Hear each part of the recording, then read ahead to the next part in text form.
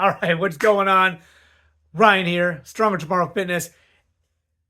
I'm here for you parents. Again, another video, raw, uncut, no editing, straight up, just getting to the good stuff. So listen, the biggest thing the parents tell me that keeps them from working out is not enough time. Now I get it. Everyone's busy. Now if you don't have kids, like I said, you might see this in the thumbnail or something. Keep on scrolling. If you don't got kids, get out of here. You have no idea. You don't. I'm telling you right now, because I had no idea until I had kids how busy my life would get. Like, I thought it was a pretty productive. No, I want my kid. I was pretty freaking lazy. But anyone who ever thought they were busy, I thought I was busy all the time. I was very social. No, not enough time to do all this stuff. Guess what? You have kids and you're like, oh my goodness, legit, I don't have time. And you get really, really, really good at scheduling things. The other thing parents get really, really good at is putting aside their own stuff and focusing on their kids' stuff. I know parents who are great at getting their kids to soccer practice, hockey practice, to the flute lessons or violin or whatever the heck your kids do these days. I don't know.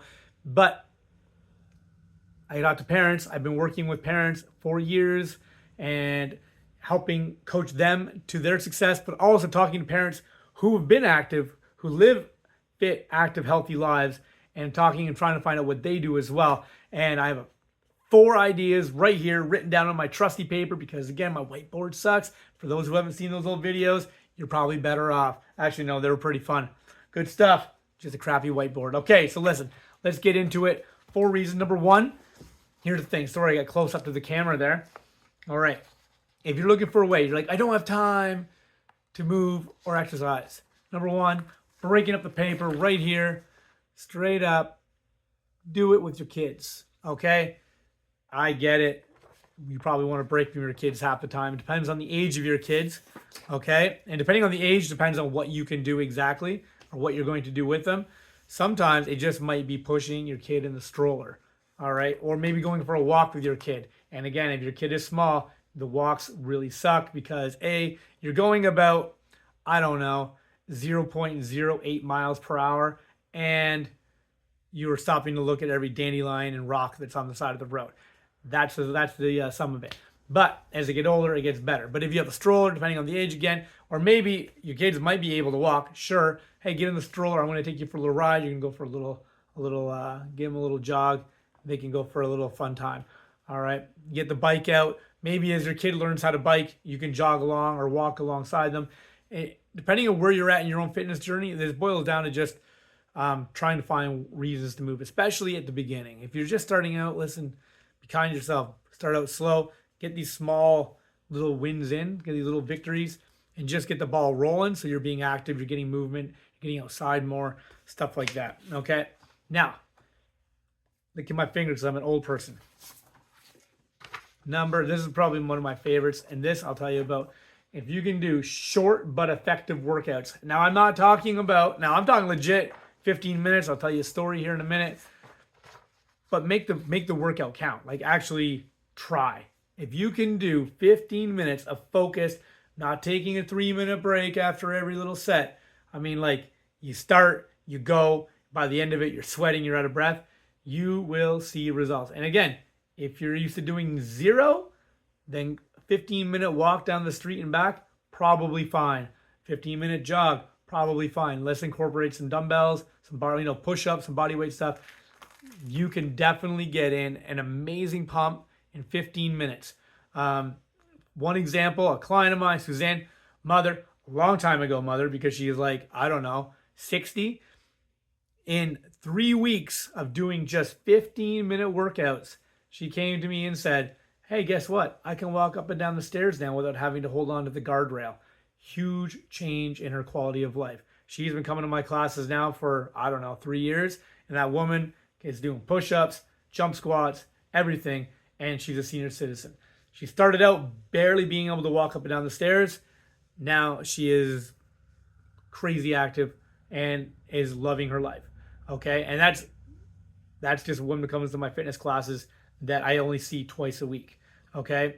I have other clients. Now, I pump out these 15-minute workouts for them, and changes happen if you're consistent. That's the other key right here. So go in there, make it an effective workout. Like, don't be dilly-dallying. Get in, go at a good intensity for your fitness level, and then be consistent. You keep on doing that 5 days a week, 7 days a week, depending on what you're doing. Keep it going. Your body will change. It'll get stronger. You'll start feeling more confident and stronger. And guess what? As you combine that with diet, weight starts coming off. Life gets easier. Life feels awesome. Life feels better. You have more energy. All that good stuff. All right. I'm going to move on to number 3. I know it's going to be hard for some of you, but communicate with your spouse. Tell them, him or her, whoever it is, this is important to me. Say, listen, I want, tell them it's important. It's important to me.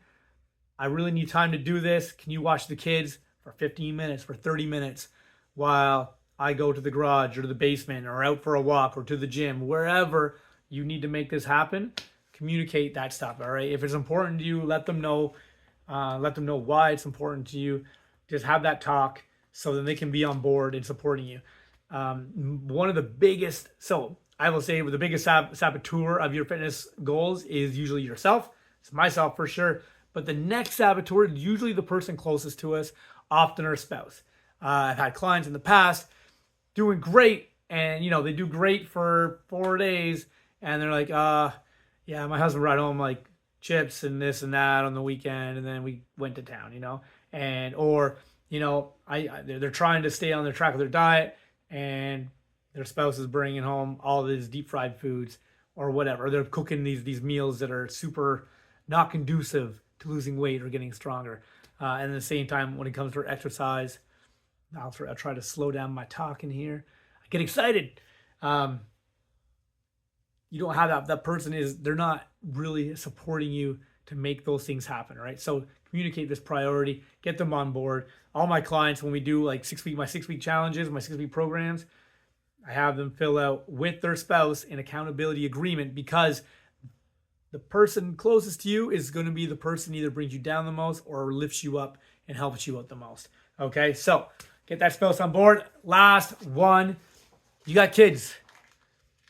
Most likely, depending on how old they are going to sports practices, soccer, hockey, ringette. We got a daughter starting ringette. Awesome. And, whatever your kids are into, maybe they're playing the flute or the violin, whatever. You got to take them somewhere, and then you got this hour at least of time where you got nothing to do. Guess what? I'll tell you what you can do. You can go for a walk. So listen, it's your thing. You're going to do it during their practices, whatever that practice is, whatever they got extracurriculars you're driving them to.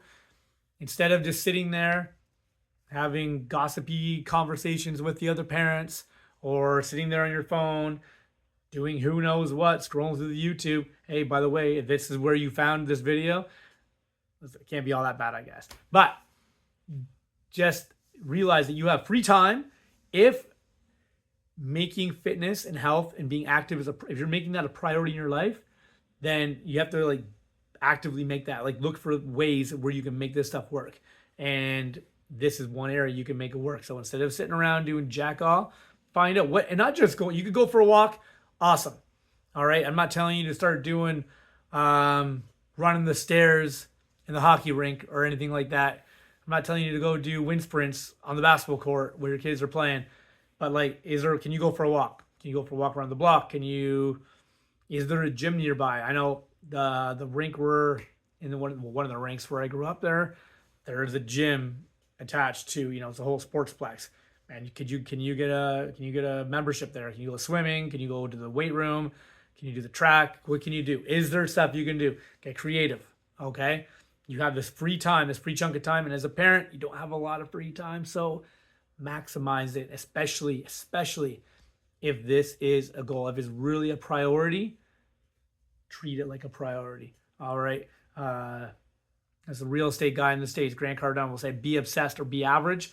And I will say, I'm not telling you to be obsessed about this, but be a little bit proactive in your endeavors to reach this, all right? Figure out what your goal is, know why you want it, and really feel and see where you want to go. Because when you start doing that, then these little moments, kid's soccer practice become a, oh shoot, yeah, I got free time. I can keep on working towards that goal that I have.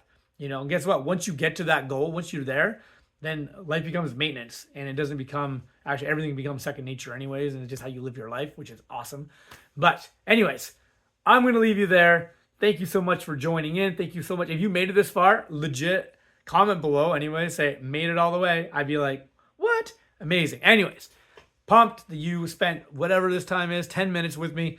And if you have any questions, comment below. Find me somewhere on social media. I'll try to post some stuff in the comments down below, not the comments, the description of this video.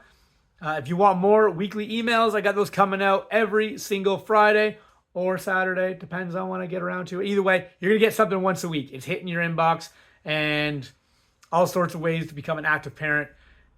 That's it. I'm going to leave it there. My name is Ryan, and I hope you have a great day.